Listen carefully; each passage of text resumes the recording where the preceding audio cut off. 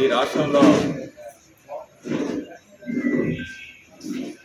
అభివృద్ధి అనేది ఎక్కడ కూడా కనిపించలేదు. ఎంతసేపు 20 నెలల కాలంలో జగన్మోహన్ రెడ్డి చేసిన అభివృద్ధి సంక్షేమ కార్యక్రమాలని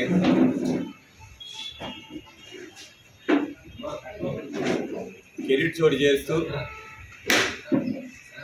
ఈరోజు పరిపాలన సాగిస్తున్నారు.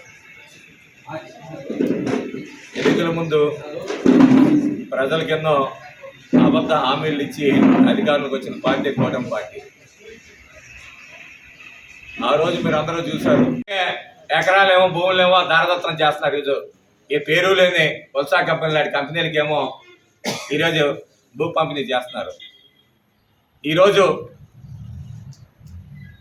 ఒక ముఖ్యమంత్రిగా ప్రమాణ స్వీకారం వ్యక్తి నా కుటుంబ సభ్యులకి వాళ్ళ బంధువులకి ఈరోజు విశాఖలో 54 ఎకరాలు అప్పనగా గీతం కాలేజీకి భూములు ఎలా కట్టబెడతారని చెప్పి ఈరోజు వైఎస్ఆర్ కాంగ్రెస్ పార్టీ ఈరోజు ప్రశ్నిస్తున్నాం. ఈరోజు దాన్నేమో ఈరోజు ఈ జిల్లాలో కొన్ని పత్రికలు రాశాయి.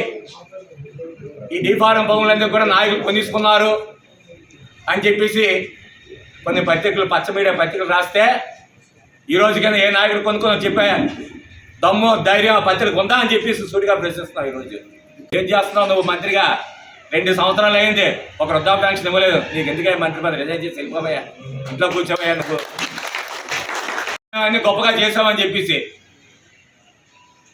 ఒక వితంతు పెన్షన్ ఇవ్వలేవా? నువ్వు ఇవ్వలేకపోయావా? మళ్ళీ ఈ నియోజకవర్గం నాకు తెలిసినంత కొంచెం జరుగుతున్నాయి. ఎక్కడ తెలుగుదేశం పార్టీ కార్యకర్తలకేమో 1-2 ఏమో ఆ విలేజ్లో చేస్తున్నారట. ఏ విధంగా చేస్తున్నావయ్యా మంత్రి నువ్వు? అంటే నువ్వు రాష్ట్రానికి మంత్రి కాదా? నీ ఊరికో ఈ ఒక మండలానికో నువ్వు మంత్రివా అని చెప్పి మేము ప్రశ్నిస్తున్నాం. ఈరోజు ఏ విధంగా చేస్తున్నావు నువ్వు ఆ పెన్షన్లని? అంటే మీ చంద్రబాబు నాయుడు తెలియకంటే నువ్వే చోరీ చేస్తున్నావు ఆ పెన్షన్లని. మాకు అర్థం అవ్వట్లేదు. అంటే వృద్ధాప్య పెన్షన్ గ్రామాల్లో ఇస్తే అందరికీ రావాలి, అంతేగాని నీ తెలుగుదేశం పార్టీ 1-2 ఏ విధంగా వస్తున్నాయి? ఏ విధంగా నువ్వు చోరీ చేస్తున్నావు ఈ పెన్షన్లే? అది వీరికి అలవాటు అయిపోయింది. చంద్రబాబు నాయుడికి ఏమో మా క్రెడిట్ చోరీ చేయడం, నువ్వేమో పెన్షన్ చోరీ చేయడం. ఇది వీళ్ళు తాలూకా పరిస్థితి. మాట్లాడుతుంటాడు. ఛాలెంజ్ చేస్తున్నాం ఈ జిల్లా తెలుగుదేశం పార్టీ నాయకులకి. అభివృద్ధి గురించి మాట్లాడే నైతిక హక్కు ఈ తెలుగుదేశం పార్టీకి ఉందా అని చెప్పి నేను ప్రశ్నిస్తున్నాను. ఈరోజు ఏం చేసావయ్యా జిల్లాకి నువ్వేమో ఆ రోజు చంద్రబాబు నాయుడు గారు ఏమో ఒక ఇటుకేసి రాయేసి తోటపల్లికి ఏమో వేసి వెళ్ళిపోయాడు. ఆ తర్వాత రాజశేఖర్ వచ్చిన తర్వాత 70% నిధులు వెచ్చించి తోటపల్లి కాలువ కట్టిన పరిస్థితి ఉంది. ఈరోజు నువ్వేం చేసావు? ఏదో మేము మాయ మాటలు చెప్పి మీకు ఓట్లేస్తారు తప్ప రేపు ఎన్నికలు చూడండి మీకు ఏ విధంగా బుద్ధి చెప్తారో ప్రజలు.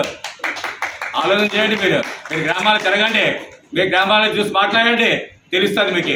మీరేమో ఆఫీసులో కూర్చొని ప్రెస్ మీట్లు ఇచ్చి వెళ్ళిపోవడం కాదు. గ్రామాలకు వెళ్ళి ప్రెస్ మీట్లు ఇవ్వండి, ప్రజలు మీకు బుద్ధి చెప్తారు. ఈరోజు వితంతువులు ఏమో పాపం పెన్షన్ రాక ఎంత ఆవేదన పడుతున్నారో మీరు గ్రామాలకు తెలుస్తుంది ఈరోజు.